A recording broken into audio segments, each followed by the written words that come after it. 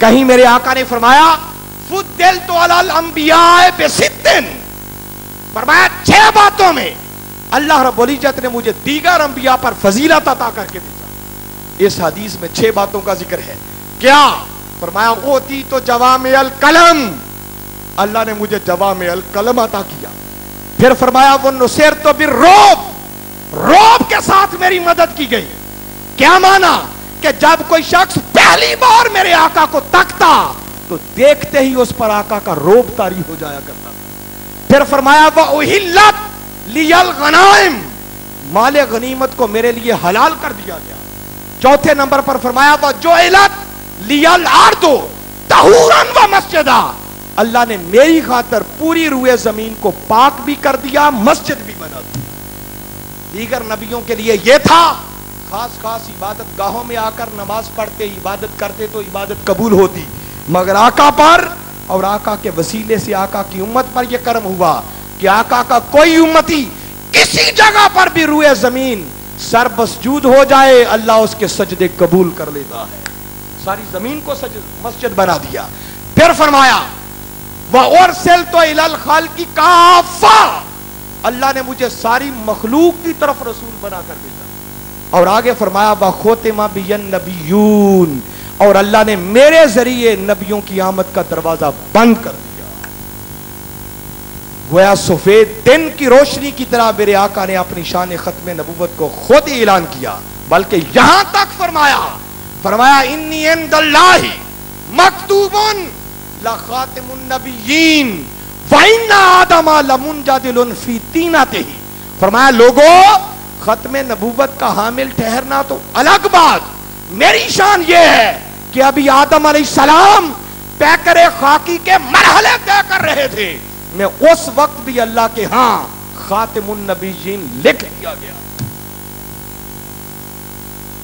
اتنے میرے آقا کے واضح فرامین، اتنی اللہ رب العزت کی قرآنی آیات، مگر اتنی آیات اور حدیث مبارکہ کے ہوتے ہوئے بھی اس بدبخت مرزا غلام محمد قادیانی نے اپنی جھوٹی نبوت کا دعویٰ کرنے سے دریغ نہیں کیا۔ اس کی بدبختی کی انتہا تھی، چونکہ دامن وقت میں ابھی بہت گنجائش باقی نہیں ہے، ہم نے ایک وقت میں رہتے ہوئے اپنی گفتگو کو سمیٹنا بھی ہے، مگر میں امید کرتا ہوں کہ آج آخری دن ہے اور یہ 7 دنوں کا ماحصل ہے۔ اگر کوئی چند لمحات زیادہ بھی ہو گئے تو مجھے امید ہے کہ آپ معاف فرمائیں گے اور بڑی محبت سے آقا کی شان ختم نبوت کا تذکرہ سننے کے لیے بیٹھیں گے۔ میں چاہتا ہوں بات کسی نتیجے تک پہنچ جائے۔ اب تفصیلات میں جانے کا تو وقت نہیں ہے، صرف اتنا عرض کرنا چاہ رہا ہوں کہ اس بدبخت نے اس طرح تینتڑے بدل بدل کر مرحلہ وار جھوٹی نبوت کے مرحلے تک پہنچنے کی کوشش کی۔ تفصیلات پھر کتاب میں ملیں گی۔ اس بدبخت نے پہلی بدبختی یہ کی کہ سب سے پہلے اس نے مجدد ہونے کا دعویٰ کیا، دوسرے مرحلے پر اس بدبخت نے محدث ہونے کا دعویٰ کیا، تیسرے مرحلے پر اس نے مہدی ہونے کا دعویٰ کر دیا، چوتھے مرحلے پر اس نے مسیح ہونے کا دعویٰ کیا، پانچویں بدبختی یہ کی کہ اس نے خود کو مسیح علیہ السلام سے بھی افضل ہونے کا دعویٰ کر دیا، چھٹے مرحلے پر پھر اس بدبخت نے سری نبوت کا دعویٰ کیا، پھر اس نے ذلی نبوت کا دعویٰ کیا، پھر بروزی نبوت کا دعویٰ کیا، پھر حقیقی اور تشریعی نبوت کا دعویٰ کیا، اور پھر اس بدبخت نے عین محمد ہونے کا دعویٰ کیا۔ اور اس کے بعد بھی اس کی بدبختی رکی نہیں، پھر اس بدبخت نے محمد صلی اللہ علیہ وسلم سے بھی افضل ہونے کا دعویٰ کر دیا، اور 13ویں مرحلے پر اس بدبخت نے اپنی نسبت معاذ اللہ استغفر اللہ آخری نبی ہونے کا دعویٰ کیا۔ یہ اس نے 13 مختلف بدبختیاں کی جس کے ذریعے ان سادہ لو مسلمانوں کو اس نے گمراہ کرنے کی کوشش کی۔ مگر یاد رکھیں، جن لوگوں پر اللہ اور اس کے رسول کا کرم ہو، لاکھ چالیں ایسے بدبخت چلتے رہیں، وہ کبھی ان لوگوں کو گمراہ نہیں کر سکتے۔ اس کی گمراہیوں کا پول کھولنے کے لیے کہ اس بدبخت کی حقیقت کیا تھی، صرف 2 باتیں عرض کرنا چاہ رہا ہوں۔ میں نے بتایا کہ اس کتاب میں بہت اس کا پوسٹ مارٹم ہے۔ ایک بڑی بنیادی سی بات یاد رکھ لیں، نبی کی شان یہ ہوتی ہے، عام انسان اور نبی میں فرق کہ ہماری موت کا وقت آ جائے، آخری وقت آ جائے تو ایک لمحہ نہ آگے نہ پیچھے، مگر نبی اور رسول کی شان یہ ہے کہ جب ان کا وقت آتا ہے تو باری تعالیٰ انہیں اختیار دیتا ہے، ان سے مشاورت ہوتی ہے، پوچھا جاتا ہے پیارے میرے پاس آنا چاہتا ہے یا ابھی مزید رہنا چاہتا ہے، جس بات کو وہ منتخب کر لے ویسا ہی فیصلہ کر دیا جاتا ہے۔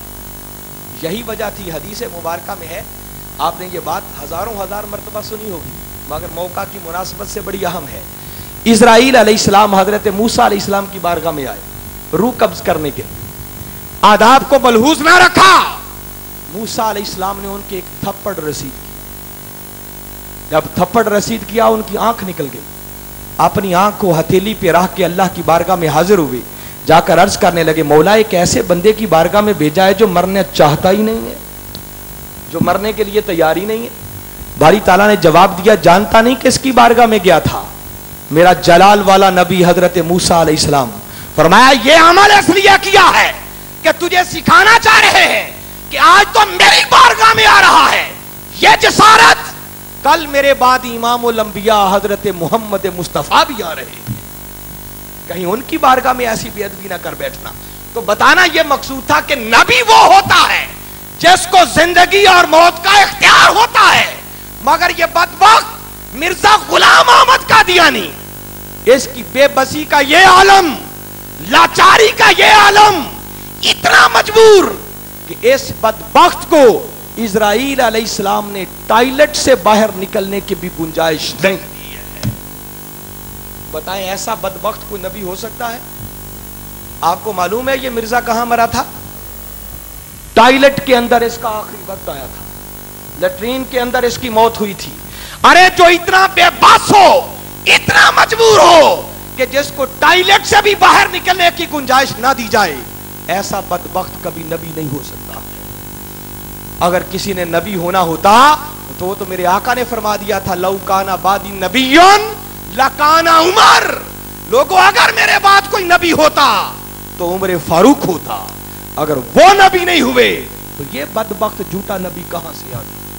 اور دوسری بات اس حوالے سے اس بدبخت کا پول کھولنے کے لیے جو آپ کو بتانا چاہ رہا ہوں، تاکہ اگر کوئی قادیانی فکر کے حامل لوگ بیٹھے ہیں، ممکن ہے میری اس بات کے صدقے اللہ رب العزت ان پر کرم فرما دے، ان کو تائب ہونے کا موقع عطا کر دے۔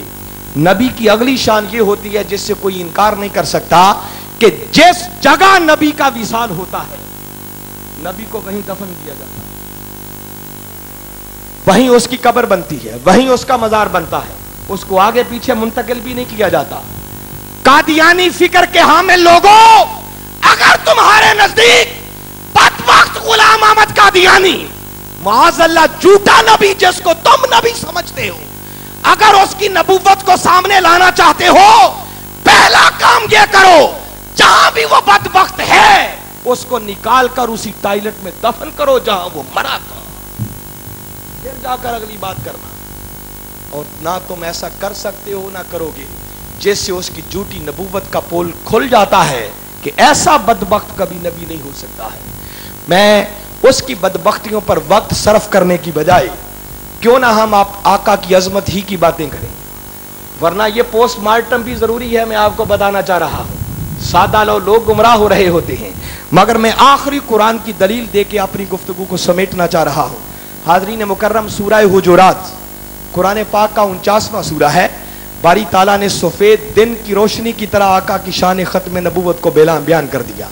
پہلا خطاب صحابہ کرام سے ہے، فرمایا وَعَلَمُوا أَنَّ فِيكُمْ رَسُولَ اللَّهِ، صحابہ کرام سے فرمایا ہے میرے محبوب کے غلاموں سن لو، جان لو، بے شک اللہ کا رسول تمہارے اندر موجود ہے۔